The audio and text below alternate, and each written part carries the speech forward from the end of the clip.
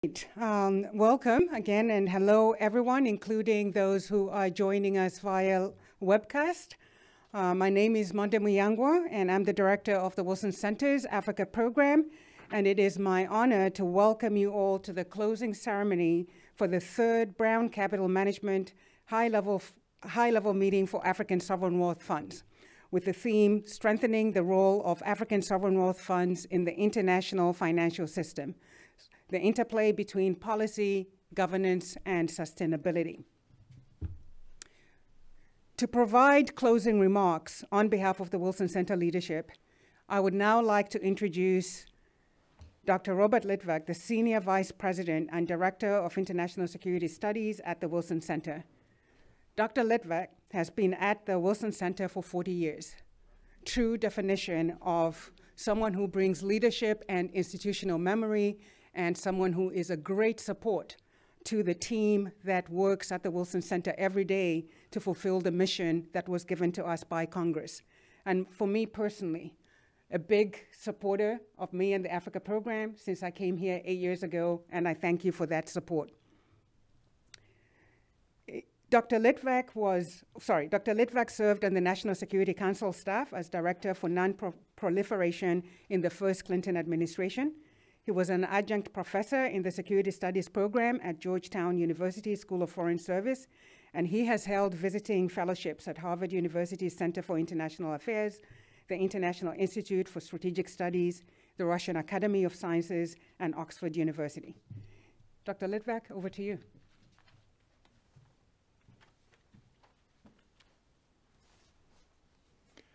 Thank you, Monde, and good afternoon or evening, whatever time zone you're in observing these events, especially those here physically in the auditorium at the Wilson Center here in Washington, D.C.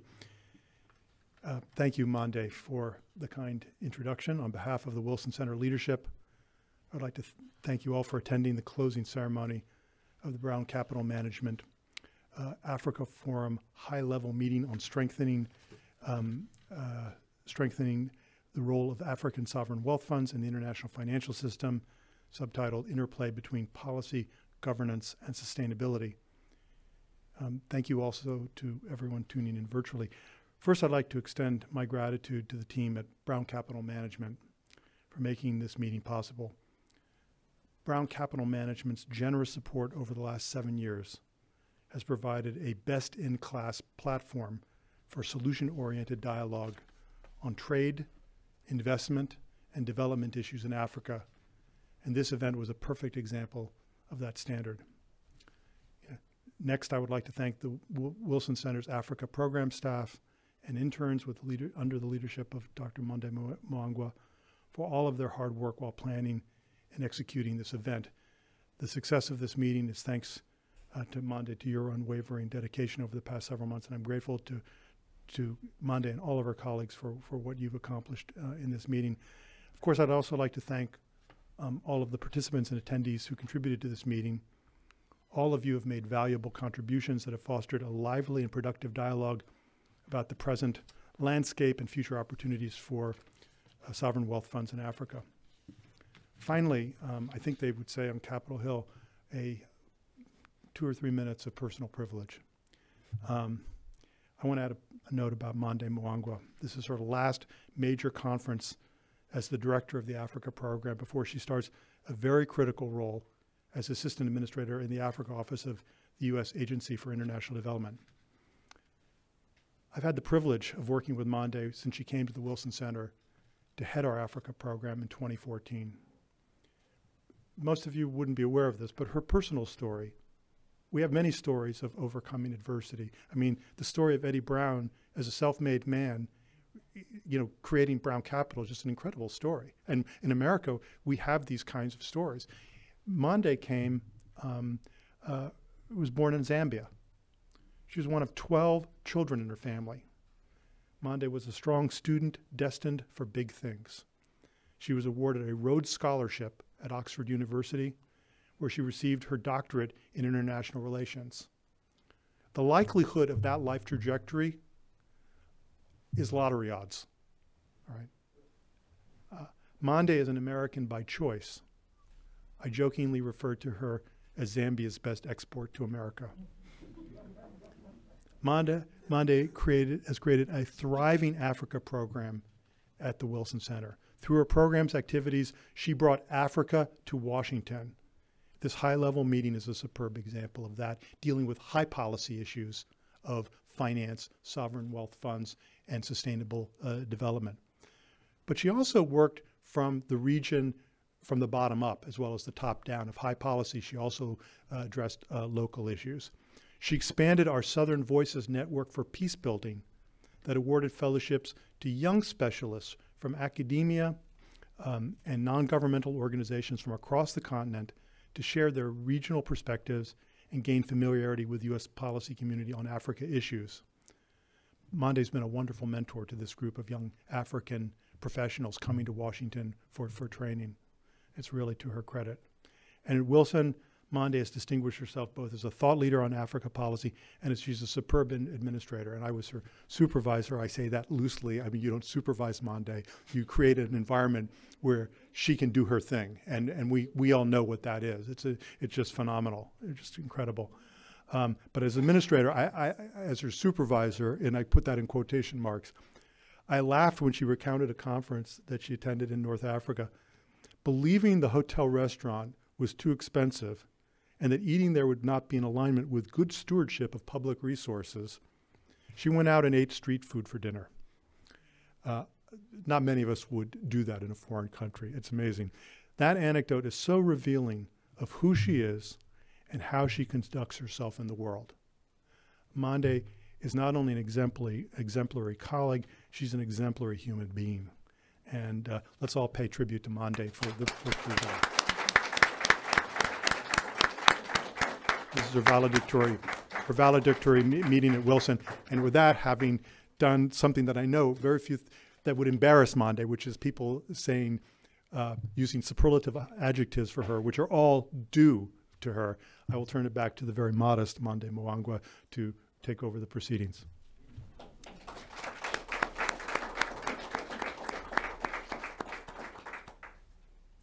Okay, I wasn't expecting that. But thank you, boss. The Wilson Center has been a truly special place to be, a great platform to work on Africa, and a great platform on which to build partnerships to advance the good work that we do. I sometimes make good decisions, so I'm glad Dr. Gilpin is here. I'm more emotional than I thought I would be.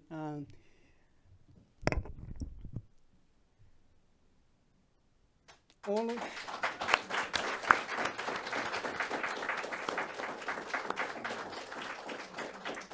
was going to talk about this later, but I think, you know, going from the Wilson Center to USAID is just a bigger platform on which to continue the work that we have been doing together, a bigger platform to continue building the relationships that we have established and to figure out how we can amplify those efforts. And I think it's fitting that we are concluding this meeting with this Brown Capital Management Africa Forum event and with you here, and that this is my last meeting at the Wilson Center because it really speaks to what's at the heart of what we're trying to do together.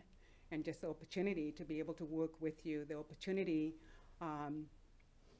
to announce this and to say this is not the end of our work together, but that we are going to continue to stay in touch and to continue to work together on these critical development, trade and investment, and sustainable issues of sustainability is absolutely key.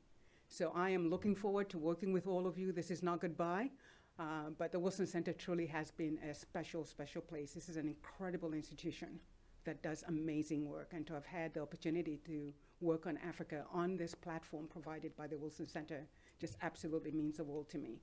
To have had the opportunity to work with incredible people that make up the Wilson Center team means the world to me. So thank you so much for that, Dr. Gilpin, Dr. Litvak. So let me just turn back to the meeting. It's been an incredible 2 days.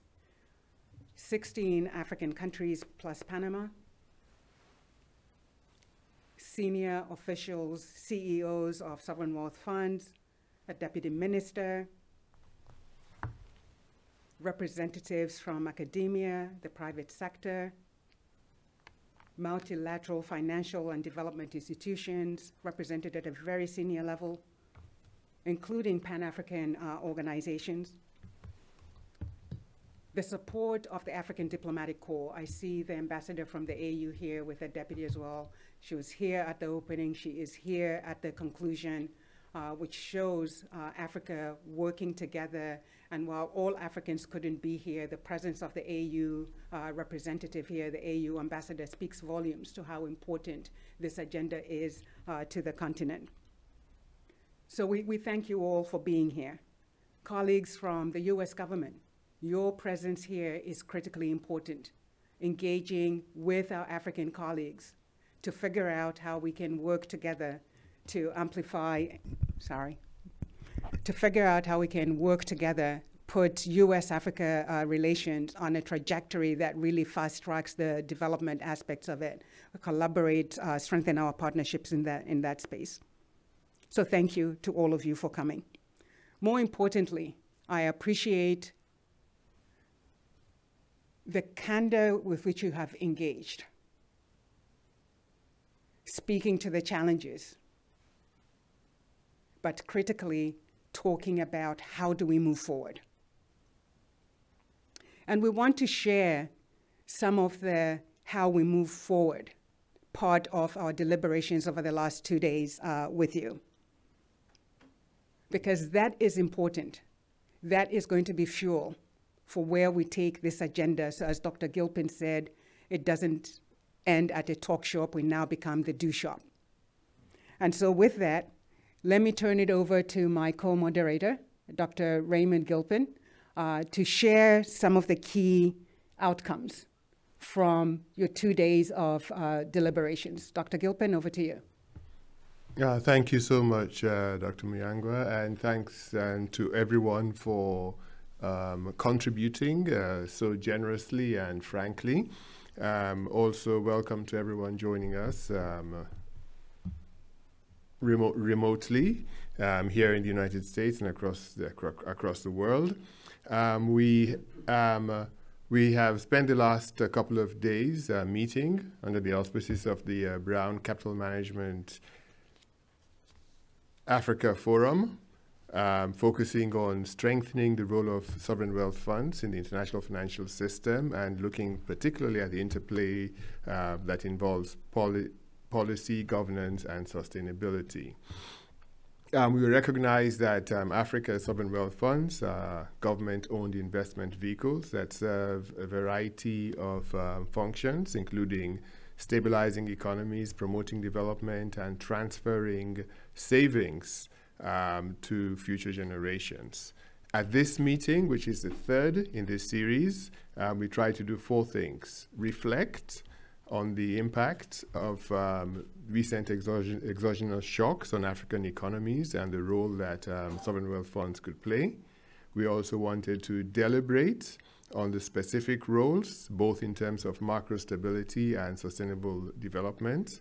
Third, explore strategic avenues for facilitating and expanding partnerships, both within Africa and between African sovereign wealth funds and international financial organizations. And fourth, we wanted to provide a forum for frank exchange of lessons between more established and nascent sovereign wealth funds in Africa. Our takeaways, basically, we tried to condense them in 4 categories: policy, governance, sustainability, and partnerships. I'd also like to say at this stage, they're not arranged in any particular order of priority, but we just try to be as comprehensive as we could. So under policy, we started off by noting that sovereign wealth funds must be supported, empowered, and enabled by robust and appropriate legislative and regulatory arrangements. We also noted that these funds should be underpinned by stable macroeconomic policy frameworks that help promote sound management, economic management. We discussed the diverse mandates of African sovereign wealth funds and noted that the fund should avoid the temptation to be used to try to fix every financial and macroeconomic problem, and that there should be clear governance and investment objectives. We noted the importance of capitalization, sustainable capitalization of the sovereign wealth funds, and again discussed the value of the funds, first of all, establishing credibility and demonstrating capabilities before scaling up. We noted that also that while there is a lot of some diversity among the sovereign wealth funds across Africa, the commonality must be high-level management and world-class operational standards and demonstrable relevance to home economies. Penultimately, on the policy, we mentioned that sovereign wealth funds perform a unique de-risking function, both directly through their investments and indirectly by being part of transaction flows. And this unique de-risking function, we believe, must also be reflected in enabling legislation. Sovereign wealth funds perform a critical stabilization role, but we noted the importance of clear withdrawal guidelines, which must be enshrined in law. Under governance, we recognize that sovereign wealth funds across the African continent have independent, highly qualified and accountable management and oversight bodies, and this should become sound practice, particularly for the funds that are countries that are considering establishing funds, and that the boards of directors should be functional, focused, and qualified for the positions. We noted also that governance structures must reflect the typologies and mandates of sovereign wealth funds, and that, that the relevant legal frameworks that have been put in place will bode well for transparency and accountability. We noted that the governance structures must be strong enough to prevent interference, but flexible enough to attract and enable meaningful private sector collaboration. Under sustainability,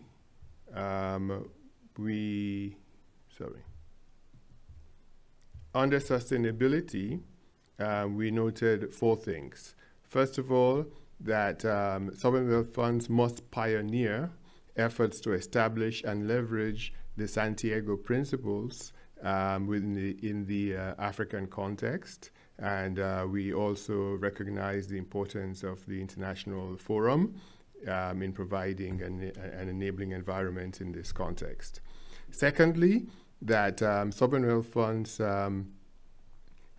can be very pivotal and instrumental in ensuring sustainable transitions, and the example of the great work that's being done in Gabon, where the carbon sink is being is going to be the bulwark for sustainable transitions and eventual monetization, is one good example.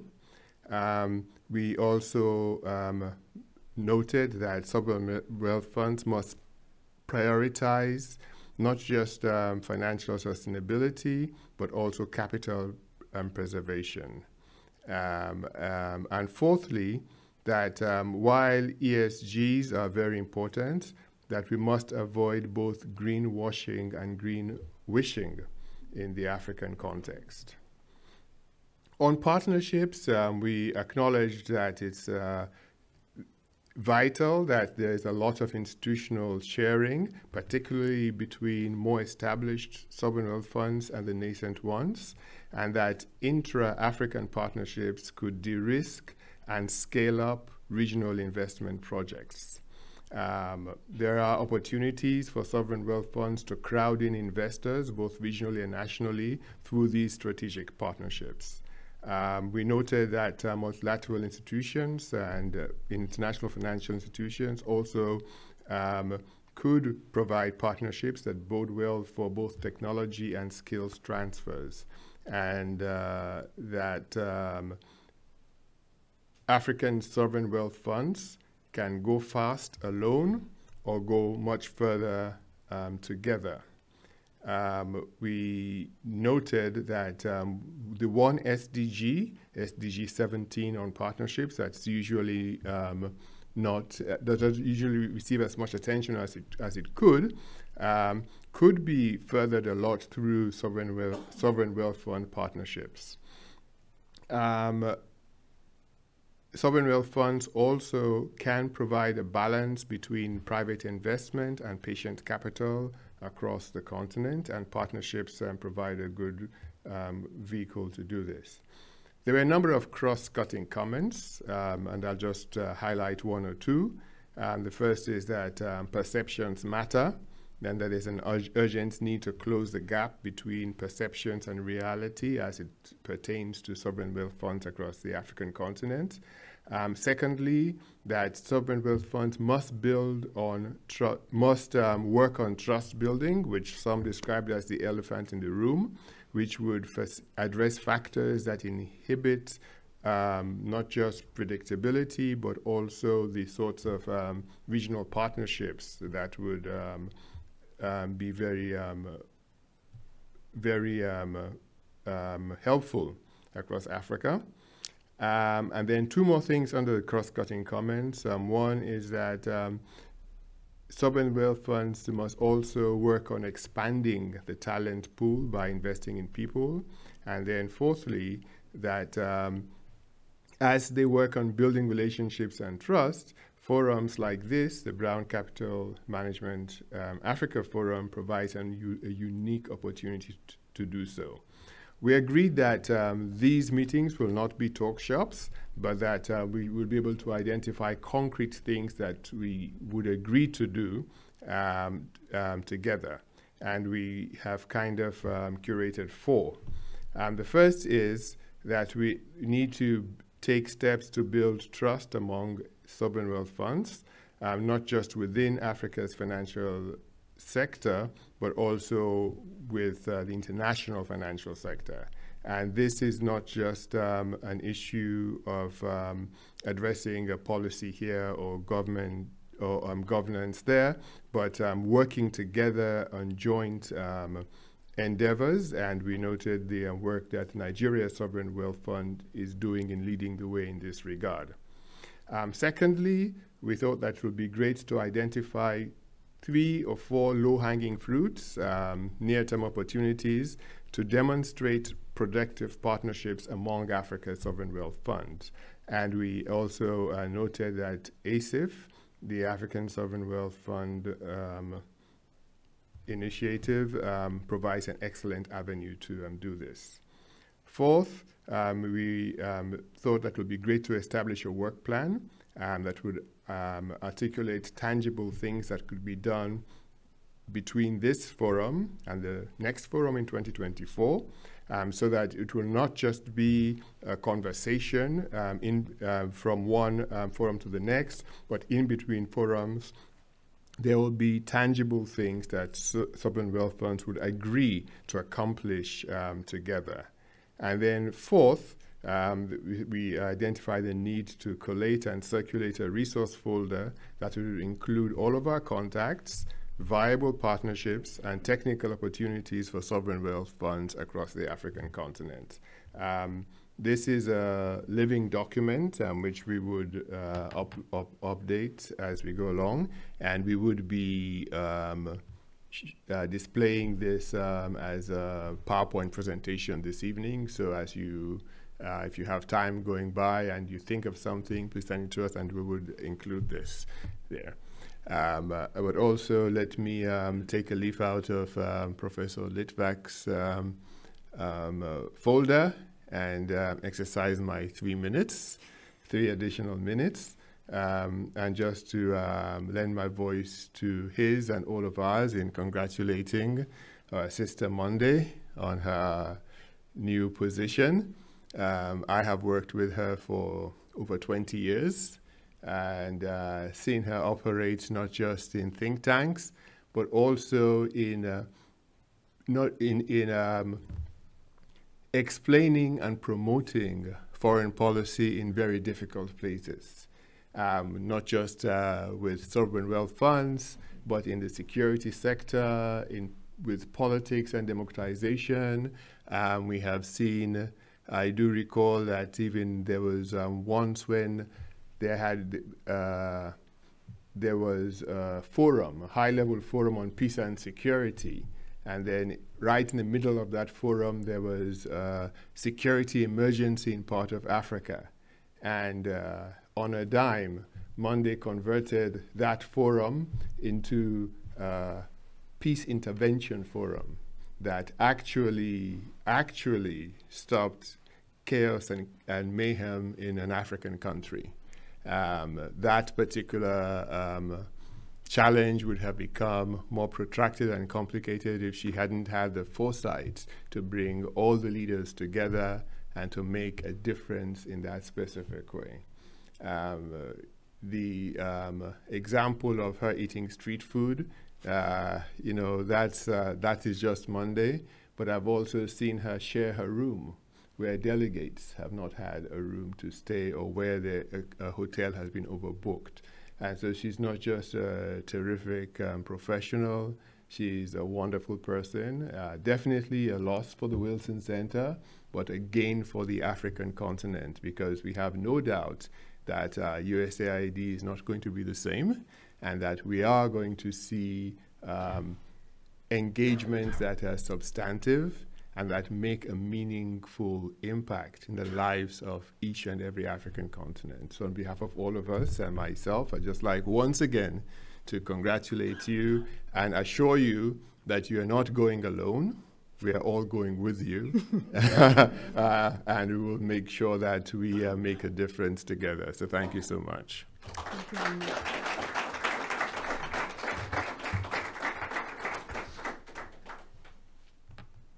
Okay, I'm not given to crying, but you're all about to make me cry. But thank you so much. And also thank you so much for your work with us on this African, on the Sovereign Wealth Fund meeting here and on the one in Botswana.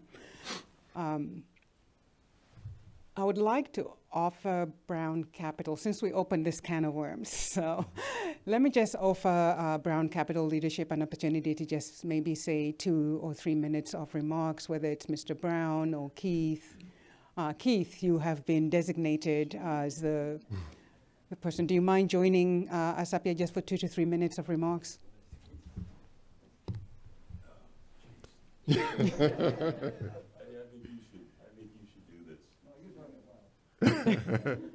And then we will, I'll say some final thank yous.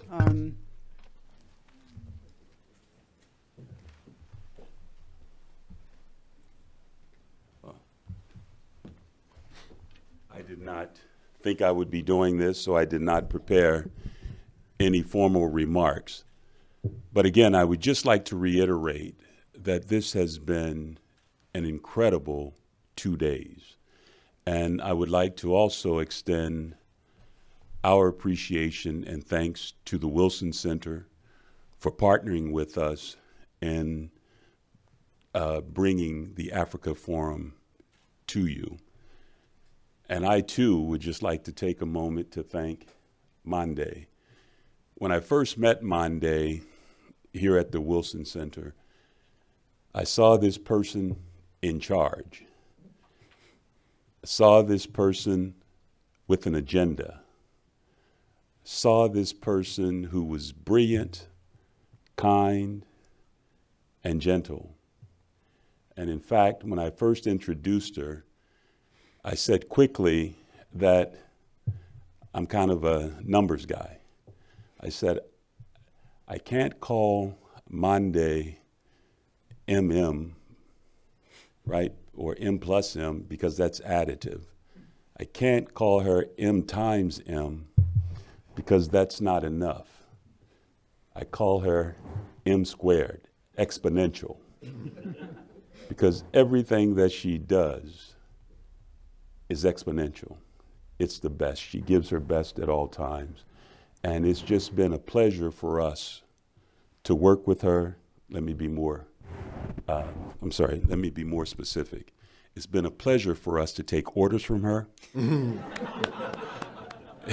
It's been a pleasure for us to stand up to give speeches like this when we're not prepared. But we do it because, Monday, of what has been said, for what you have done to this institution, for what you have done for us, and what you will continue to do for Africa. And lastly, and most importantly, I'd like to thank each of you. Your brilliance, your commitment, the way in which you have identified and talked about the issues that confront you in terms of how you've developed and how you're developing your sovereign wealth funds has just been phenomenal. And we are just so proud to play a small role in bringing you together. And as I said earlier, we are excited about the future of the sovereign wealth funds in Africa. And I know this is also an exceptional group. Earlier I said in 20, 25 years that all of your funds will be investing outside of your own companies and outside countries and outside of Africa. And when you do that, we still would like for you to remember Brown Capital Management, so we can say we knew you when. Safe travels, and again, thank each of you.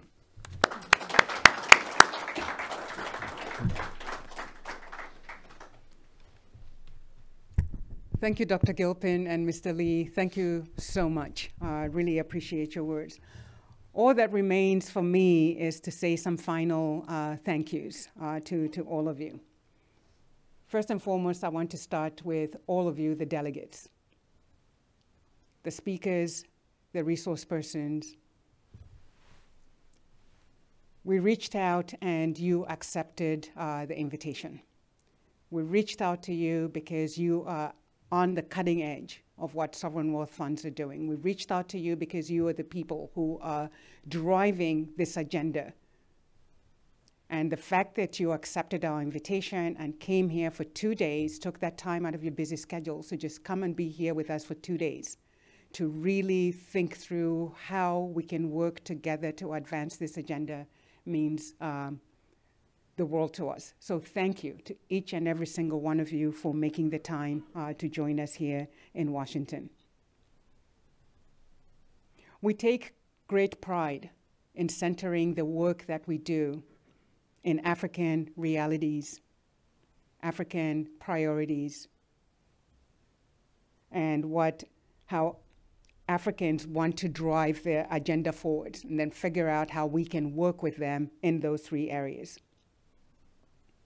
So I'd like to take a moment to acknowledge a number of people who were really critical in reviewing the content, making sure we got the right people to the table, and ensuring that the content that we were putting together really spoke to your needs and what you needed to do to advance this agenda.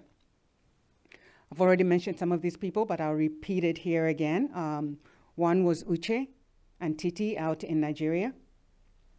Dr. Gilpin, who answered our call, and also Dr. Barbary, who was very helpful in helping us get the few people that we could not reach, helping us just frame a few of the issues that we were looking at.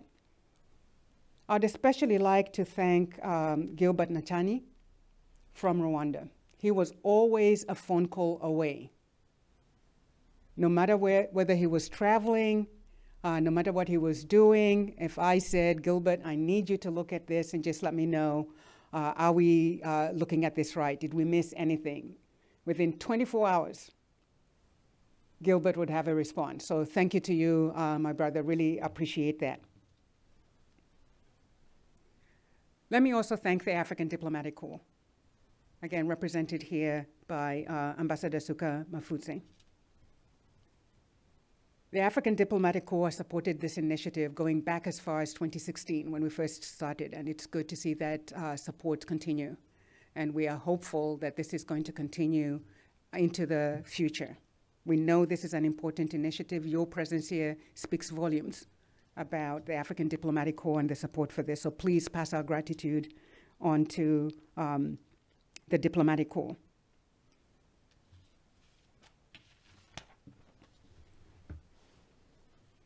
As I mentioned, want to thank our US government colleagues who turned up to engage. Partnership is critical. We listened to each other. There were points where we had different perspectives, but I think it was important that we were here together in the same room, listening to one another and figuring out how can we make this work. Whether US or African, we're both interested in development. When Africa's development trajectory is uplifted, the whole world benefits. We know that. And what we love about what the sovereign wealth funds are doing is you're not tinkering around on the margins of poverty. I'm not saying poverty is not important. You're trying to be catalysts and amplifiers and transformational, while giving your economies the stability that they need to be able to do that governance and development work. So that is critical. Yes, poverty reduction is important, but we're going beyond that. And that's why we bring all of these pieces together, those working poverty reduction, those working the transformation of African economies, those trying to build a foundation for African economies to really take off and do the great work that we know that the continent is going to do.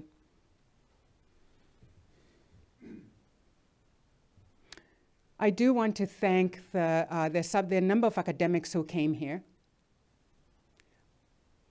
to support this event and participate in it. We heard throughout from some of you the importance of doing that research, that analysis. Too often, those who are working in a practical sense don't have the time to be able to do that research, to pull in the knowledge from all the other regions, analyze it, and all of that. So the work that you do is critically important, and I'm thankful that you were able to be a part of this event. So thank you. I also want to thank the AV, the video people who enabled us to communicate. We thank you for the work that you were doing on the background, even as things change. And I especially want to thank all of my colleagues at the Wilson Center for the work that they do to support the programs. And right now, the AV team in the back there, I say thank you to you for your work. For the Africa program, I have been privileged to lead this great group of people. And I have been the public face of the work of the Africa program. But the real work is done by this incredible team of young women and men who are working really hard because they believe in the continent, they believe in strengthening US-Africa relations. And so I thank you for that privilege, and I thank you for the hard work that you put into this meeting. And of course, thank you again, Dr. Gilpin. I think you've already said what I wanted to say, but I do thank you for your work here. Lastly, a huge thank you to Brown Capital Management.